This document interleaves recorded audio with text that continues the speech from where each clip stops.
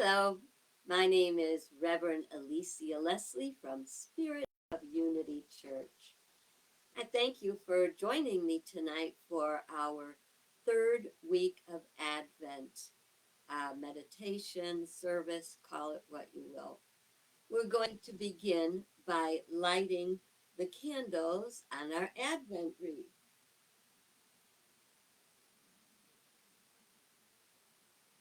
Over the past 2 weeks, we did hope and we did peace, and tonight we do love.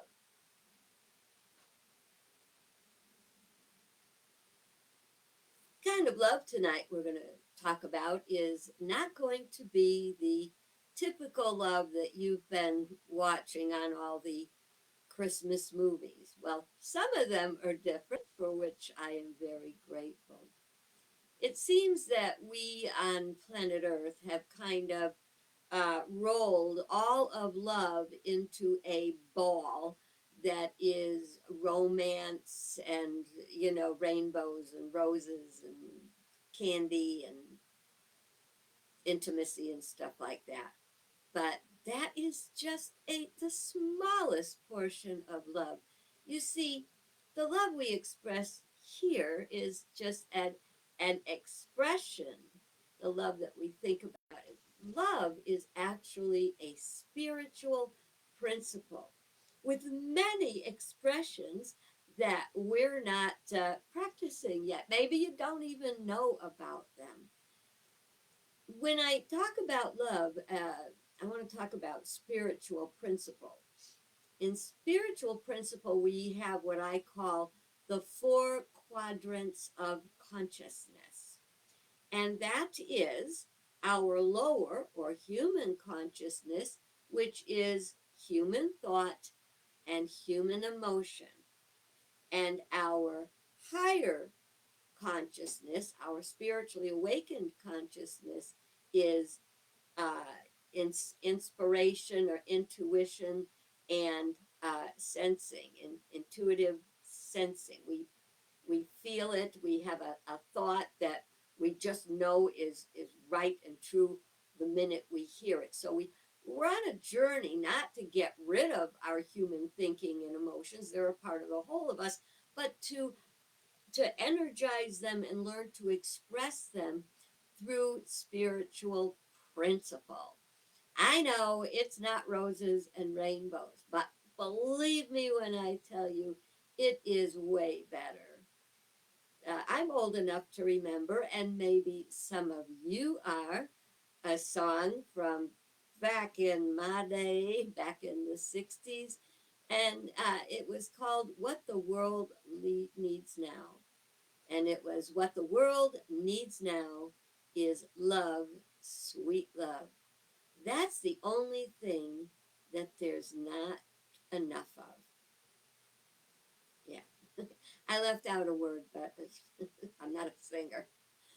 But yeah, we need more love because what we're expressing these days is uh, either the wrong concept or not the wrong, the error concept of love, which is all focused on me, my, and mine, instead of the universal principle love, which is absolute, eternal, and unchanging. And that is where it's really at. How do we get from the lower consciousness to the higher expression? Well, one of the things we do is we learn about love and we understand about love, and that's a little bit of what we're going to be doing tonight, because I will tell you something. I could talk for weeks about love and about the misunderstandings we have about it and everything, but there's not time for that tonight.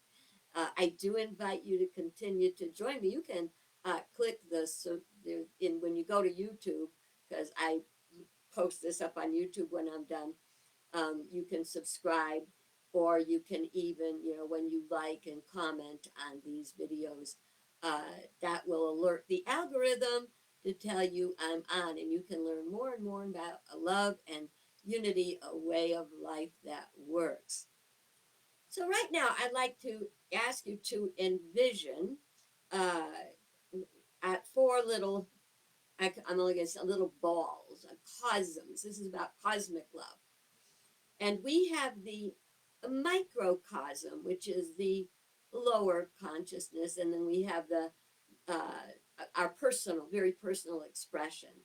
Then we have uh, the mini cosm, which is looking more at family, others, the world around us a little bit.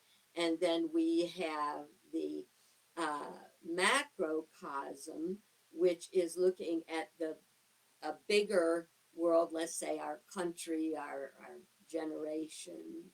And then we have the big macrocosm, which is the greatest. That's when you reach that spiritual enlightenment. And I visit there, but I don't live there yet. I do hope to be able to live there. I'm still at sometimes living through my emotions. Emotion is energy in motion. And that can be a good thing, and that can be not a good thing. What determines whether it's a good thing or not is our state of consciousness and our level of awareness.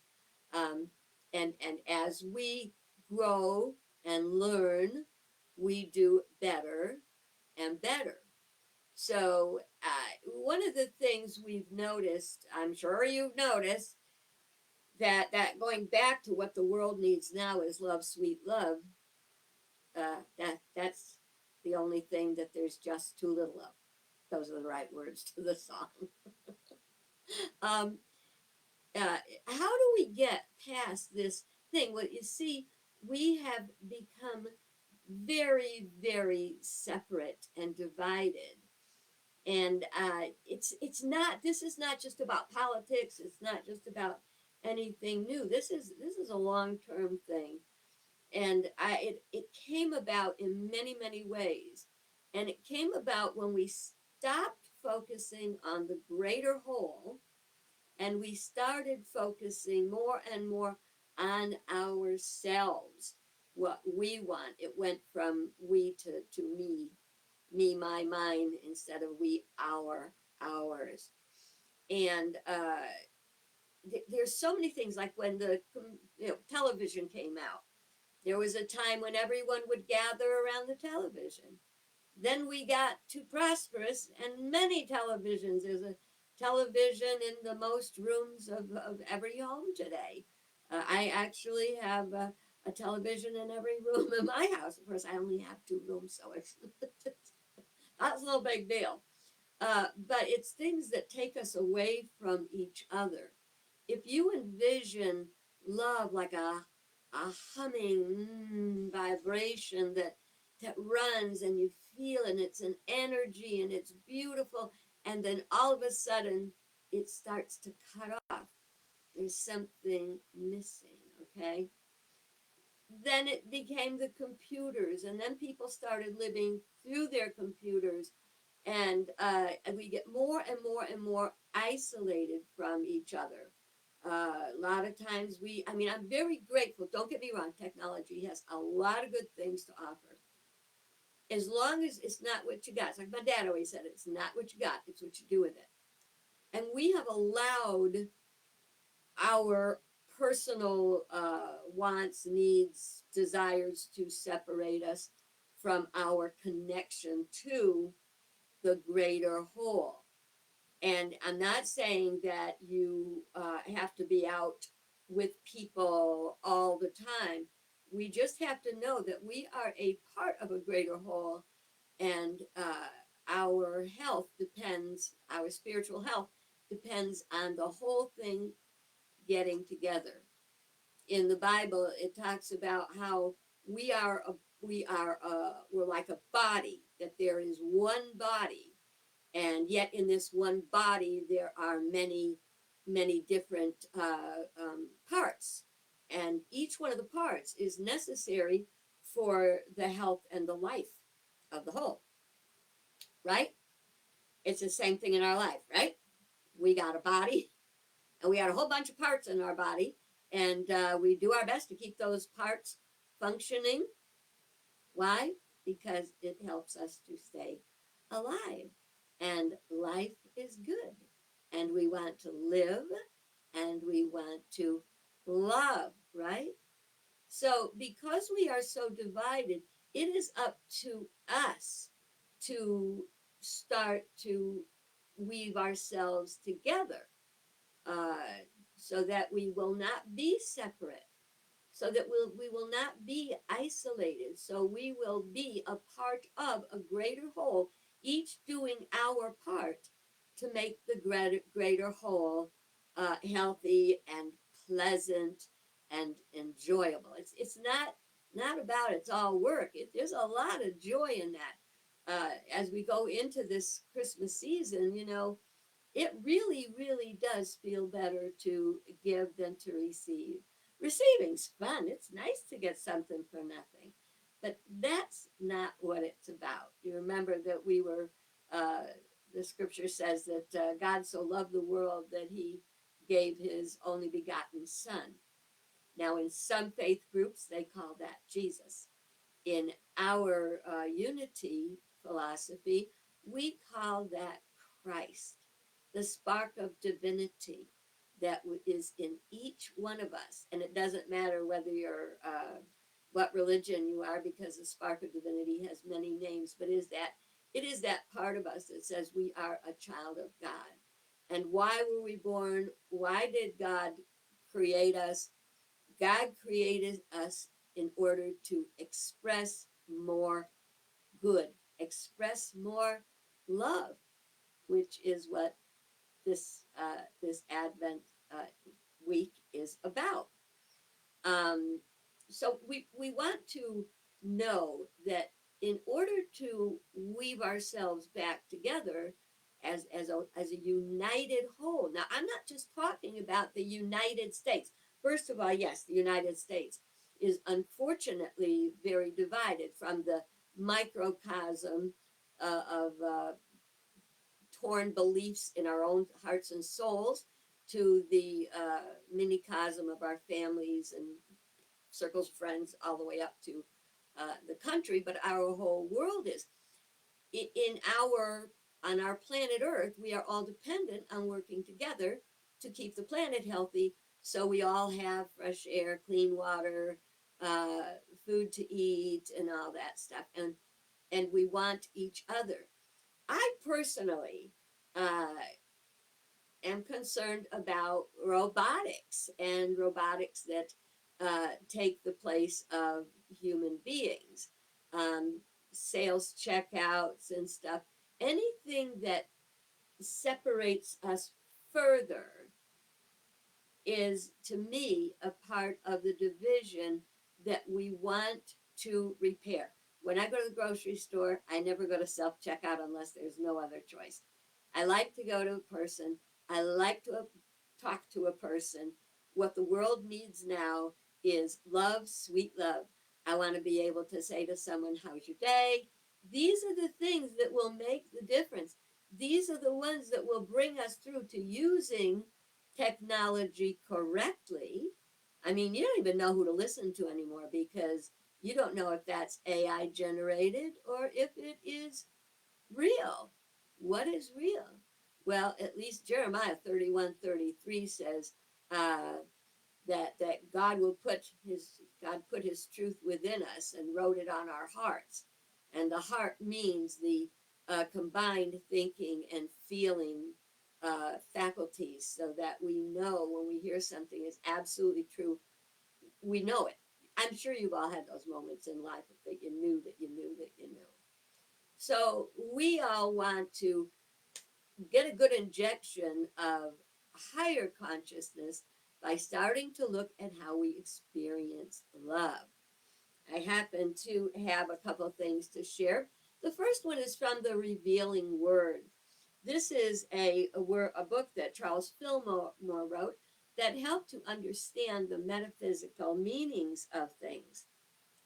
And he says love is the pure essence of being that binds together the whole human family of all the attributes of God. Love is undoubtedly the most beautiful. In divine mind, love has the power that joins and binds in divine harmony the universe and everything in it, the great harmonizing principle known to man. Divine love is impersonal. Ah, that is the secret. We tend to make love personal. That's back to me, my, mine. I want to own you. I want to find my security in you. Uh, there is nothing wrong with attraction and love. I mean, that's what we build families on.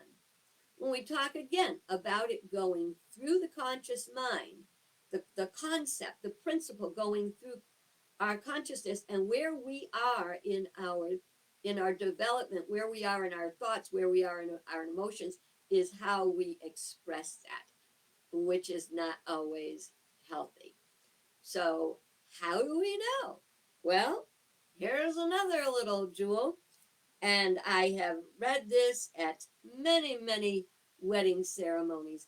But this is true for all of us. This doesn't have to be in a wedding ceremony. Love is patient. Love is kind.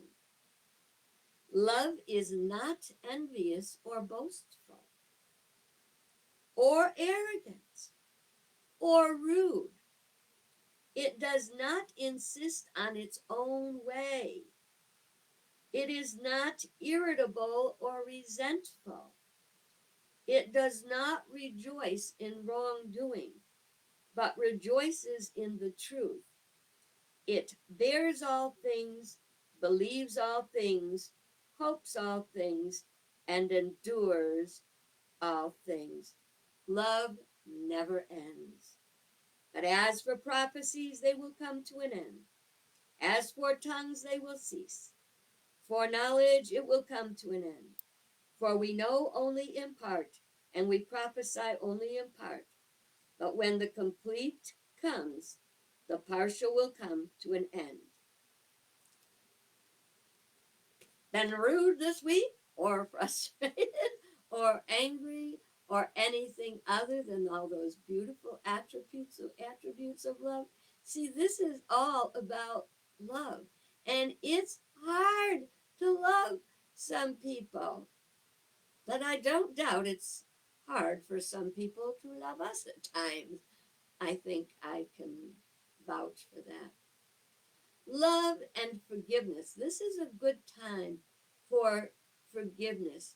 Why? If you have any resentment, any sadness, anything against another person, you cannot be expressing love. Forgiveness is a gift you give yourself. We're all children of God. We're doing the best we can. We screw up sometimes. And we have to learn that the thing that will fulfill our heart and our soul and make us feel better is to forgive. Jesus asked us over and over, love each other, love one another. It's easy to love the people you like. It's not so easy to love your adversary. But that is the one. We gotta get past all our differences.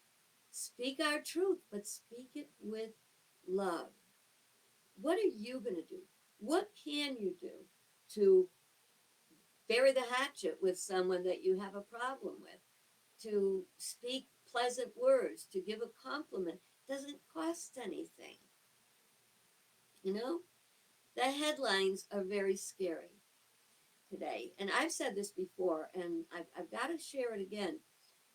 They have not yet, they just apparently did apprehend the person that did the shooting at Brown University uh, this week. And I will be pretty sure that one of the things you're going to find out is they were a loner, they were shy, they kept to themselves, they were not social.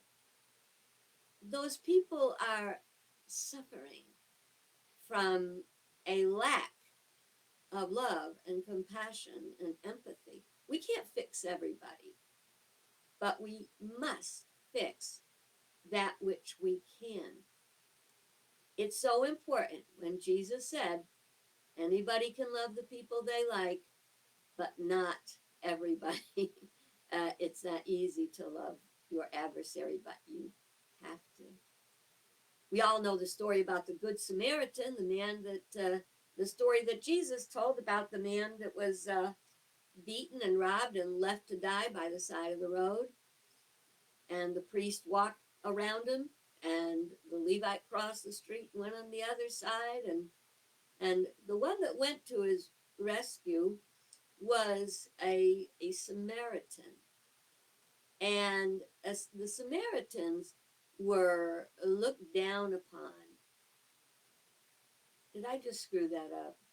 No.